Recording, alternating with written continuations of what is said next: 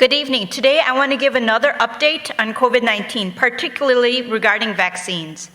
And for this talk, I've chosen a verse from 1 Corinthians chapter 10, verse 23 to 24, which said, I have the right to do everything. I have the right to do anything you say, but not everything is beneficial. I have the right to do anything, but not everything is constructive. No one should seek their own good, but the good of others. And so the subtopic of my talk is for my good and the good of others. So just a little bit of a refresher on COVID-19. COVID-19 is not just a regular cold, and it is not just the flu. It is a new coronavirus that is highly contagious and has been spreading across the globe, and it has devastating consequences. Now, the symptoms of it can be quite mild. Some people may have no symptoms at all. However, even these mild symptoms can be quite annoying and long-lasting. Some of these include fevers or chills, extreme fatigue, loss of smell and taste, cough, and a pneumonia. Now, if you have a severe case of COVID-19, you're going to be in the hospital. And if you're in the hospital, COVID-19 will destroy your lungs, your heart, your brain, your kidneys. You can develop blood clots in your brain and all over your body, and often leads to death. And after you recover from infection, there's three different possibilities. One, you fully recover with no symptoms. Two is something called long-haul COVID, which is lingering symptoms after you've had COVID. Or three, you will have moderate to severe, permanent lung, heart, kidney, or even brain damage. So this is another snapshot from Johns Hopkins website, and it just shows us how devastating COVID-19 has been on the globe. And while the cases in the United States are rapidly plummeting, the number of cases worldwide continue to rise. And as we know, there are cases increasingly in India and Brazil and throughout the globe. So we're definitely not out of the woods yet. And we know that COVID-19 and its risk of hospitalizations and death do really change based on your age. So according to this table, this is from the United States, is that if you use the reference group of young children to young adults 5 to 17, you'll see that as you get older and older, you are much more likely to be hospitalized or die. So at the highest age groups, you're going to be 5 times more likely to be hospitalized and over 8,000 times more likely to die compared to a 5 to 17-year-old. Like I briefly mentioned, now there's something called long COVID-19, and these are symptoms that last for more than 4 weeks. And a lot of patients are complaining of COVID-19 symptoms.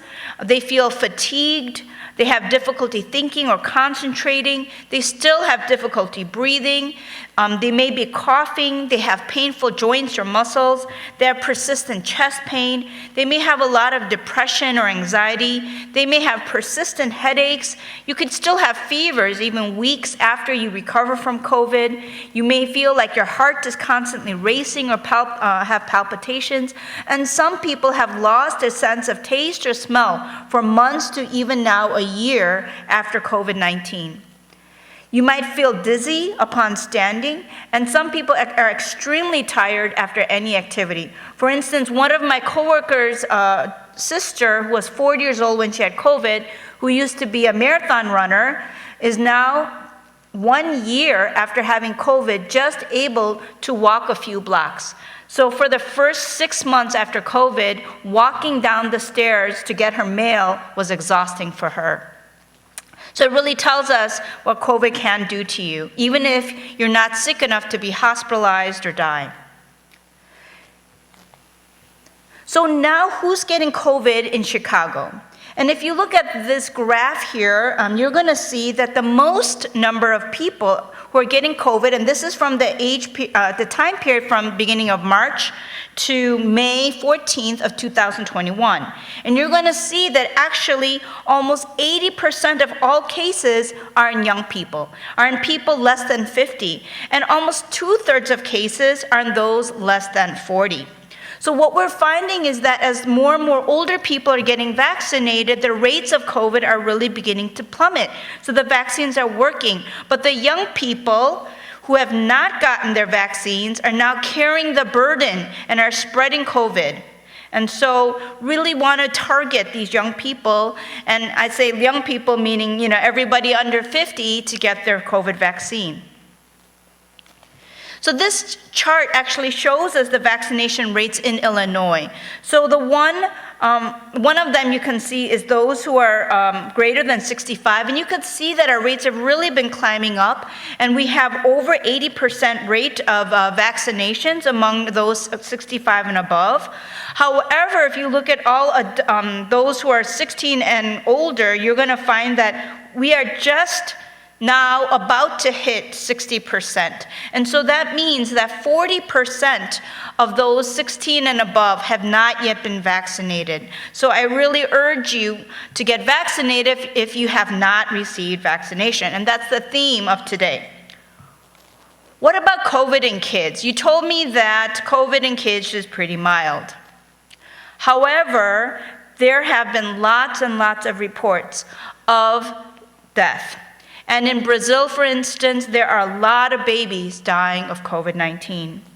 And they have found over 300 cases of a specific syndrome called MIS-C, which is an inflammatory syndrome tied to COVID-19 in kids.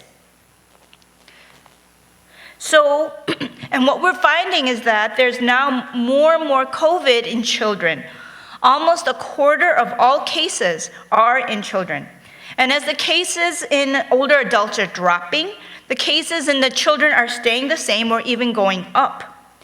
And while the majority of children are asymptomatic or have mild to moderate disease, up to 2% of children are being hospitalized. So they're sick enough to go to the hospital. Those deaths still remains rare. But that being said, as of April 29th, 207 children in the US have died of COVID. And so if you are the parent of a child who's died of COVID-19, I think that's devastating.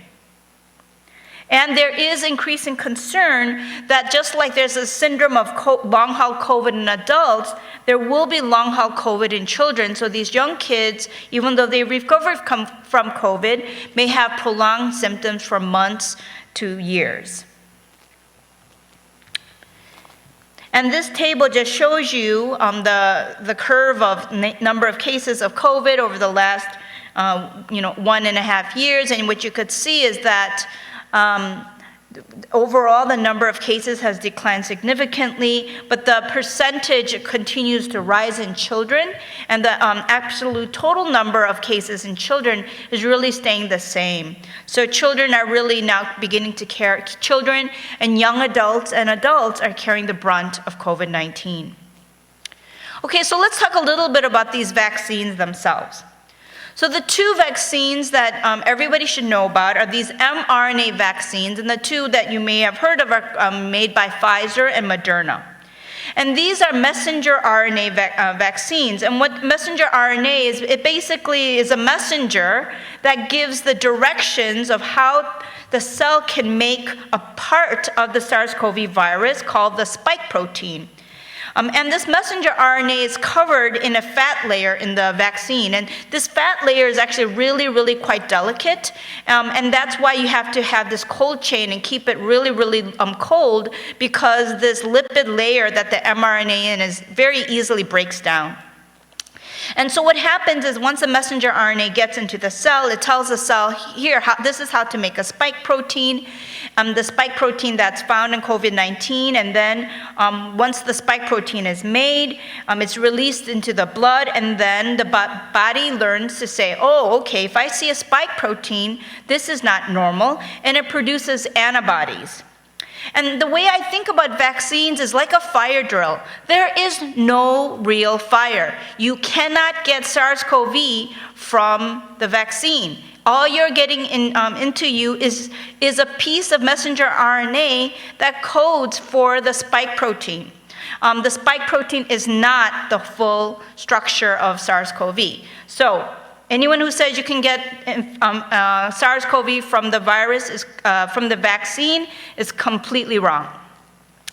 And so what happens is, because you're getting this fire drill, it prepares your body that when you see the real spike protein from SARS-CoV, you've already have these antibodies, and it will attack the spike protein and therefore prevent it from binding to other cells and preventing it from spreading to other cells as well. Here's a picture of it, and you could see in the top diagram that this, the mRNAs and this lipid layer, lipid particle, and then it merges with the cell, and it encodes for the spike protein, and the spike protein then gets released, and then your body forms antibodies. And then your body also remembers the spike protein, and therefore, the spike protein, which kind of is a big part of the virus, but it needs kind of a booster, and so that's why you actually need 2 shots. And this mRNA that is injected into the body is destroyed by the body harmlessly. Like I said, this mRNA doesn't last for long, maybe days. And it's really, really very fragile. So anybody who says that this messenger RNA will affect and change your DNA is completely wrong. It does not change your body's DNA, okay? And the spike protein as well disappears. So please remember that. But what the symptoms that you're having that feels like the fever, the chills, the body ache, the arm pain is actually the fire drill. It's the body developing this antibody response. Your body wants to actually kind of put itself through the paces of what it feels like if it's going to have an infection. So that's why you feel a little bit sick. But that's your body doing its job. It's getting ready. It's preparing for the real thing. And these messenger RNA viruses, they work spectacularly well. But the problem is this cold chain that it's needed to maintain the mRNA is very expensive and is difficult in resource-limited settings. All right, so when we measure the effectiveness of the COVID vaccine, the 3 questions I think about are: 1, how effective is the COVID-19 vaccine in preventing you from getting COVID at all? I don't care if you have symptoms or not, but does it prevent you from getting COVID-19? Secondly, if I get COVID-19, how effective is it in preventing severe hospitalization or symptoms or death? If I have to get COVID-19 after I get the vaccine, I really want it to be a super, super, super mild case. And thirdly, if I happen to get COVID-19 after the vaccine, does it make me less infectious and therefore less likely to spread the virus to others? And the answer is that it is effective all 3 ways. So it's a triple win. So what do I mean by that? So the vaccine efficacy of both these mRNA vaccines are about 95% effective in preventing COVID-19, both in the trials and now in real life. In real life is actually a bunch of healthcare workers who got the vaccine pretty early, and I was one of these vaccine healthcare workers who got vaccinated on December 17th, 2020. And that means that people who've been fully vaccinated, and again, I'm going to tell you that the definition of full vaccination means you've gotten both shots of the mRNA vaccine and it's been 2 full weeks after the second shot, you're going to have a 95 lower risk of getting the infection. And so, that's what fully vaccinated means. And what this means is that if you're fully vaccinated, that you're going to be 20 times less likely to get COVID-19 compared to unvaccinated people. A 20 times reduction in getting COVID-19. That's pretty huge. But it's not 100%, meaning a few people are going to get COVID-19, okay? It's 20 times more effective, but it's not 100 times effective. But if you happen to get COVID-19, you're going to have a 94% reduction in getting hospitalized or dying. So it's like a double protection.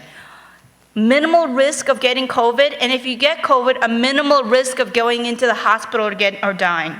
And the even better is if you happen to get infected, you're going to have a four-fold lower viral load, so you're going to be less likely to spread it to other people. So for all those reasons, we really want to emphasize how effective vaccines are. And so just to comment on something called breakthrough cases. And you're going to hear a lot about people saying, oh my goodness, I heard someone who got COVID vaccine and they got COVID. Isn't that terrible? Doesn't that tell you that the COVID vaccine doesn't work? No, we expect breakthrough cases because, again, it's not 100% effective. But let me tell you how many cases of breakthrough there were. This is from the end of April. So among more than 95 million vaccinated individuals, there were 9,000 cases. That's 0.01%, or 10 out of 100,000 vaccinated individuals got COVID-19. 0.01%. That's really low. And then again, like I said, is if you happen to get COVID-19, you're going to be much less likely to be hospitalized. So let me give you a little bit more data. So now, as of maybe a few days ago, more than 115 million people have been completely vaccinated in the United States. And among those, 1,359 people went to the hospital or died from breakthrough infection, or had breakthrough infection. But what they found is that among the 223 people who died out of this group, 181 people died related to COVID-19. And the majority of those people who died were older. They were 80% were greater than 65 years of age, and some of them may not have had good immune systems, et cetera, et cetera. So let me break this down for you. So 181 people died out of 115 million, okay? And that is 0.16 death per 100,000 people vaccinated. Before we had the COVID vaccination, in Illinois itself, we had 195 people per 100,000 dying of COVID. That is a 1,200 times reduction in death for vaccinated individuals. 1,200 times reduction in death for vaccinated individual. So yes, you can die from COVID, but your risk is over 1,200 times reduced. So think about that. And we know that there in certain populations, the vaccine doesn't work very well. And I'm going to talk about that a little bit. And this next case, this next study kind of highlights this. This is actually from Chicago, where they were looking at all the cases of COVID-19 in nursing homes from December to March 2021. And if you look at the graph, you're going to see when they started vaccinating people, and then on the right of it, you're going to see there's this huge peak, and the number of cases continued to decline. And during this period, there were 627 cases of COVID-19. And 96.5% of them were in people who were not fully vaccinated.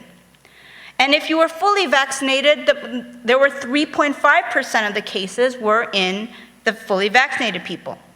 And so I'm going to throw in this term called an attack rate. An attack rate means, among those who are vaccinated in this outbreak, you had about a 10% risk of getting COVID. 1 out of 10 of you guys got, COVID if you weren't vaccinated. But if you were an elderly grandma in a nursing home who's 80 and has a million, medical problems because that's why you're in their nursing home, you had less than a 1% attack rate. Less than 1 out of 100 of vaccinated grandmas and grandpas in the nursing home got COVID. From 10% to less than 1%. And so among these, again, grandparents who got COVID, 91% of people had very mild. Actually, 64% were asymptomatic. It should not say symptomatic. Asymptomatic, and 27% had mild. And there were 9% were hospitalized and 1 death. So in this outbreak setting, among very vulnerable, sick grandmothers and grandfathers who have a lot of medical problems in a nursing home, there was a 10-fold reduction in getting COVID-19. And I mentioned in studies that there's a 20-fold reduction in the United States in a non-outbreak setting if you're, pretty otherwise young and healthy. So even in the most vulnerable population, it's got a 10-fold reduction in COVID-19. So I think this should give you a lot of confidence that the vaccine indeed works. And in this population, I told you, remember, the risk of death is 8,700 times higher than in the young people. And so normally, there was 1 death, but normally about 10 to 20% of nursing home patients will die of COVID-19. So if you get COVID-19, you're going to have a 20% risk of death. And so the fact that only 1 out of 22 died really tells you the significant decline in death. Okay. Another question I get a lot is about variants. And you might have heard that there's all these circulating variants. Does the vaccine protect against variants? And if you look at this, the rate of the variant, specifically B117, is rapidly increasing and is now the main variant in the United States. What is the meaning of this B117? It is actually, quote unquote, the UK strain. It was found in the United Kingdom, and 67% of our strains in Illinois are now the UK strain. Why is this important? Well, it's quite contagious. People think it's maybe 50% more contagious than the original strains, but the good thing is this: the vaccines are highly effective against the UK strain. So that's great news. So 67% of the strains are UK strains, but if you get any one of the vaccines that are currently available, you're going to have a really good protection against it. Now, there's some other strains you might have heard about, the B1351, which is a South African strain, originally from South Africa. It's only 1%, and it is most likely contagious, but it still seems like the vaccine is effective there. And then there was a strain that was initially found in California, the B1427. It's about 8%. Again, the mRNA vaccine is very effective against that. And then this new strain that's actually kind of also really emerging in the Chicago area is the P1 strain, and that comes originally from Japan and now is actually what's spreading throughout Brazil. A quarter of the strains in Illinois are the strain. And while we don't have a lot of data yet, it looks like the mRNA vaccines are effective in lab studies. And we will have more and more data soon. And if you want to know about the strains that are circulating in India, as of yet, there is none of this specific strain found in the Chicago area. So that is good news. And again, in the lab, it does look like the mRNA vaccines are effective against the Indian strain. So even if the Indian strain came to the United States, it should be effective. So another reason to get the vaccine. But the thing is this: if you had natural COVID-19, you're not going to have much immunity against these new strains. So if you think I had COVID-19 6 months ago, 1 year ago, so I don't need the vaccine, think again. These strains are taking over the United States, and so please get your vaccine, or you can get COVID again if you want to. There are other vaccines that are available. These are called vector vaccines, and that's in these vaccines, DNA that encode for the spike protein is introduced in the cell, and they use different viruses like an adenovirus that are treated, and these cannot multiply and they cannot infect us. And as these viruses as this vector is a little bit more robust, they're not as sensitive, they're much easier to produce and easier to store, and therefore in much of the world, these are the vaccines that are going to be used. And similarly, they encode for the spike protein and then antibodies, et cetera, et cetera. And the ones that you may have heard about, these vector vaccines, is the AD26-CoV2S, which is the Janssen & Janssen vaccine. And this is a single-dose vaccine that's 66% effective in preventing COVID-19, but is 100% effective in studies in preventing severe symptoms and hospitalization from COVID-19. It was temporarily held in the United States because of a very rare risk of clots, mostly in young women. And in many other countries, there's the AZD122 vaccine, which is also called the AstraZeneca Oxford vaccine. This is also about 70% effective in preventing COVID-19, but also has very high rates, 90 to 100% effective in preventing severe symptoms and hospitalizations. And similarly to the Janssen & Janssen, there is also associated rare risk of clots. And then there's a Sputnik 5 vaccine that you may have heard of as well. Okay, so the common side effects of these vaccines are really going to be, pain, aching at the site of injection. And remember, again, like I told you, it's like a fire drill. So your body is sort of going to feel like you had a mild case of the flu. What does that mean? You might have some low-grade fevers, you might feel tired or headaches, chills, sweats, maybe a little bit stomach aches. But this is nothing compared to COVID-19. Nothing. They last for 1 to 2 days and it's gone. Vast majority of people. Now, you may have heard some rare allergic reactions if you are lot of allergies, and so most of the time they say, hey, if you have a history, sit here and we'll watch you, make sure you don't develop any allergic reaction. But that can happen to any medication that you take, is that you can be allergic to it. But it's very, very, very rare, and if you're concerned that you might you have a lot of allergy, sit there and let them watch you.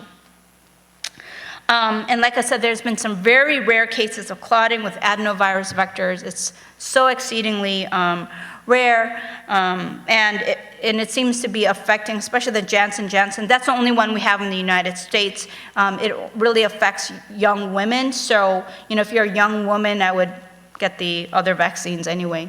Actually, I would always get the mRNA vaccines because they work so much better. But the Janssen is nice because it's one shot. So if you don't want to get 2 shots, get the 1 shot. So after saying all of that, are the vaccines safe? Yes, yes, and yes. I have had everyone I know get the vaccine. I got the vaccine, my parents got the vaccine, all my children got the vaccine, my husband got the vaccine, my niece got the vaccine. Everyone should get the vaccine. And some myths, there's so many myths out there about these vaccines. 1, they do not cause infertility. They do not cause miscarriages, okay? Pregnant women who have received the vaccine have had no increasing rates of miscarriage. In fact, one of the people in my office has got the COVID vaccine and she's pregnant. She did completely well, and she is now in her 7th month and ready to give birth soon. And women who want to get pregnant have gotten pregnant after the vaccine. Another one of my coworkers, his wife got the COVID vaccine, and she got pregnant a month later. So it does not affect your reproductive health. So please, if you're a young woman and you're scared, don't be scared, get the vaccine. Now, you may have heard reports that, women are missing a period. That's really no big deal. That happens a lot of times, and it's actually not unexpected because the uterus itself has a lot of inflammation, immune cells. And so when the rest of your body is having, immune response, so why wouldn't your uterus also have a little bit of effect as well as like a missed period or a little bit heavier period. But this happens so many times if you've gotten sick or you're tired or you're stressed or you haven't eaten enough, or any number of infections can also cause you to have a missed period or abnormal period. There will be no long-term effects. So please, do not let all the myths that you see on YouTube and the Facebook and all these videos scare you. I'm telling you, my coworkers are perfect examples of women both pregnant and then gotten pregnant right after the COVID vaccine. Okay, some other myths. There is no microchip in the vaccine. Nobody's going to track you and nobody will come after you. I promise you that, okay? The vaccine it's liquid. You can't put a microchip small enough. And if you don't want to be tracked, then you really shouldn't carry your cell phone, because that's how people really track you, not this vaccine. There will not be some long-term hidden effect that will come out years later. I say that because of all the vaccines that have been developed since the 1900s to now. All the side effects from vaccines come out within the first few months of vaccination. We have now been vaccinating people with these mRNA vaccines since March of 2020. It has been over a year since vaccinating, and over 115 million people in the United States have been vaccinated alone. Okay? So, if there was some major issue, you would have heard about it. Like I said, there was these, rare, super rare cases of clots where you saw it in 15 out of, millions of doses, 15 people, they reported that. So, if there's a major issue, nobody is going to hide it. There is no government conspiracy where people are hiding the side effects of mRNA vaccines. As an infectious disease doctor, I would tell you, I promise you, if there was some major issue, I would let you know. I would not lie to you, okay? And this vaccine will not lead to the mass extermination of millions of people. That's another myth that's out there. I tell you this will not happen. But what will lead to the mass extermination of millions of people is COVID-19. Because already COVID-19 has led to the minimum of 3 million people worldwide have died. And that's probably a significant underestimation. We know that in India alone, the number of cases that are being reported are probably only 1/10 of the number of true deaths. So COVID-19 is devastating our world. The vaccine will not make things worse. In fact, like we see in the United States, things are getting better and better because of the vaccine. Okay, so who should get vaccinated? Anyone who can possibly get vaccinated. So if you're 12 or over, get vaccinated. Because now the Pfizer vaccine has been approved for 12 and older. And they're working on getting approval for younger children right now, and probably the next group will be approved probably in September of 2021. So as soon as your kids are able to get vaccinated, please, please do so. And you say, oh, I had COVID-19, do I need to get vaccinated? Yes, because remember, natural immunity wanes faster than the vaccine. Natural immunity is not as good against the new variants. Talk to people, see the case reports in Brazil and India with these different strains, and see how people are getting reinfected again.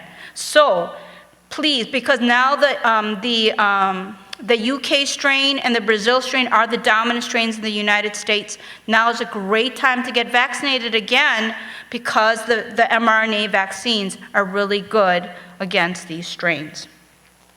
And this is just a picture to remind us of the devastation of COVID-19. You have seen these images of the lines of people who have died and they're waiting for crematoriums, the people who have been waiting outside in ambulances, unable to get into the hospital, the funeral pyres throughout India. This is what COVID-19 does. And there are pictures of so many people throughout the world are desperate for the vaccine, desperate. I cannot tell you how blessed America is. We are one of the richest countries in the world. We have the highest rates of vaccination in the world. And now you can get the vaccine at any CVS, Target, Costco, Mariano's, your doctor's offices. So easy to get the vaccine. Please, Make the time to get the vaccine. Because once we get vaccinated, we can also vaccinate the world. We want America to be generous. We want America to send their vaccines to the world so that the people in the world will stop suffering.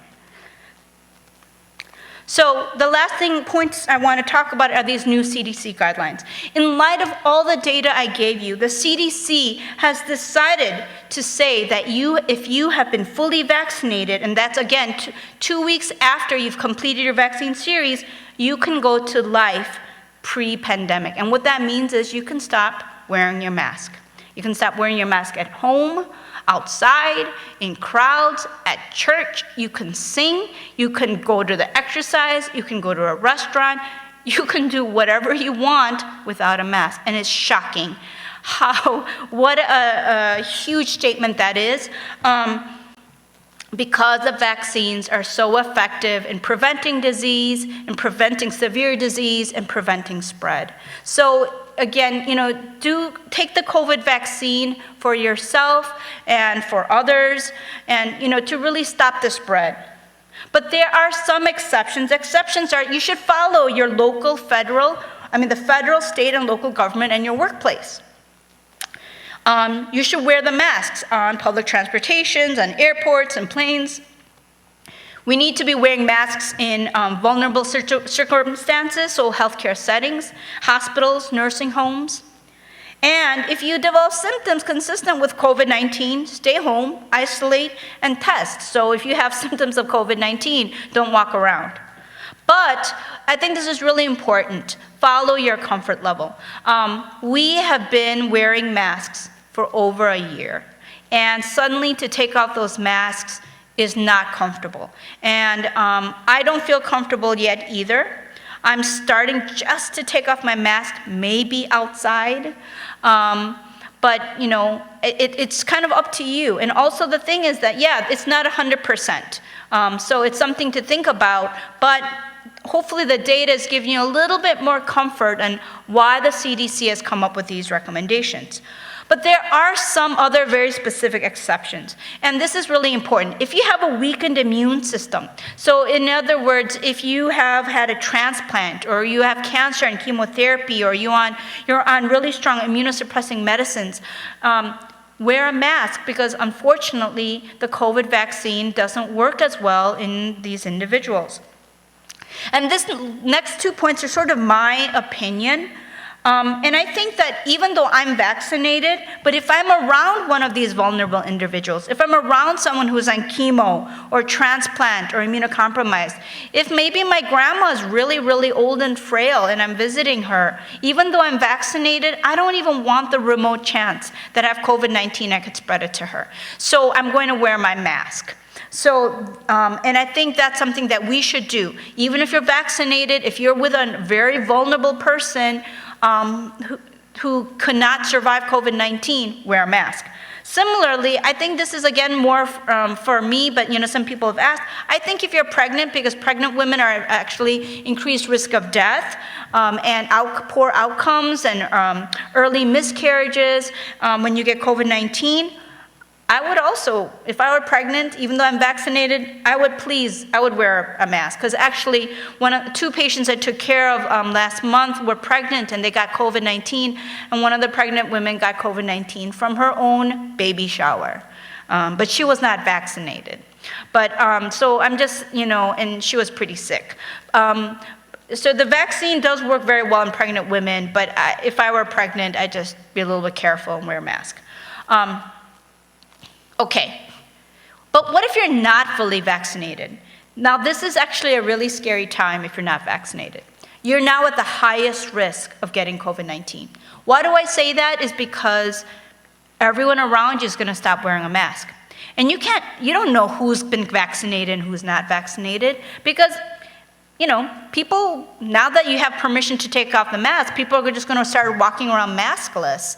And you may not have any, protection because you're not vaccinated. So I really urge you, if you're not vaccinated, please get vaccinated as soon as possible. And let me tell you something. After even one shot of one of the mRNA vaccines, 2 weeks after your first shot, you're going to get 80% protection after your one shot. So, don't delay that one shot. And then after the 2 shots, you're going to get into the 95% range. So, really do that for yourself. Because otherwise, you're going to have to wear your mask everywhere. Extra, wear N95s everywhere because you don't know who's got COVID-19. And so nothing changes for you if you haven't been vaccinated. You may actually have to double up and be extra careful and cautious. This is a question I get a lot. What should you do if your kids can't get vaccinated yet because they're too young? And I think it's really a great question, and I think it has to be based on your family's comfort level. Now, unvaccinated children, because they're unvaccinated, need to follow the rules of unvaccinated kids or people. So they should wear masks when they're indoors with unvaccinated people, or when they can't social distance. They should wear masks when they're in crowds. Maybe you don't have to wear a mask as much when you're outside and running around, but pretty much kids have to do the same thing. But what about the parents? Now, first of all, if you're not a vaccinated parent, please get vaccinated. But if you're a vaccinated parent, I think this is kind of up to you. I would still wear a mask in high-risk situations, because I personally don't want to get the small risk of getting COVID-19 and having even the smaller risk of passing it on to my unvaccinated children. Now, that's just me. Now, again, the risk is pretty small, but it's still there, and it's kind of up to you. How comfortable do you feel with 20%, 20 times reduction, and 4 times less viral load? It's still not zero. So maybe that's something I would do. And also, I think many of the parents would wear the mask just to support their kids, because it's not fair that I can walk around without a mask and my kids have to wear a mask. So to set a good example and role modeling, I would wear a mask as long as my kids need to wear a mask. But again, that's up to me. That's kind of your call. And so each family needs to sort of take their own risk evaluation. Okay. So the last question I've been asked is boosters. Will we need a booster? Nobody knows, but I think most likely. And the reason I say that is because the virus keeps mutating. And the virus is going to continue to mutate until there's no more people to infect. And so what that means is, until we vaccinate the world and the number of COVID cases significantly declines, mutations will continue to happen. Now, again, the strain that's kind of exploding throughout India and is now spreading throughout the globe as well, we think, based on some lab studies, that the current vaccines are pretty good, but we don't know for sure. So that's why, with these new strains are available, a booster is being developed right now by these mRNA companies. When do we need the booster? Again, nobody knows. One, when the immunity wanes, but we don't know that yet, because actually it's been 6+ months, and for a lot of people, their immunity is actually great. And also when, if the COVID is still going around, then we may need a booster, and when there's a new strain that is breaking through. So I don't think we know yet, but that data will come out and we'll hear more and more about it.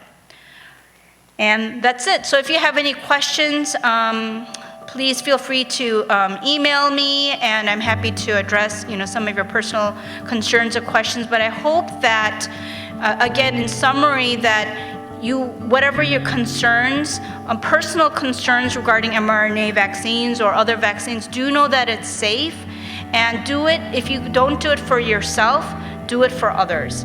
Do it as evidence of love and care for yourself, your family, and your community, our nation, and really the world. Thank you.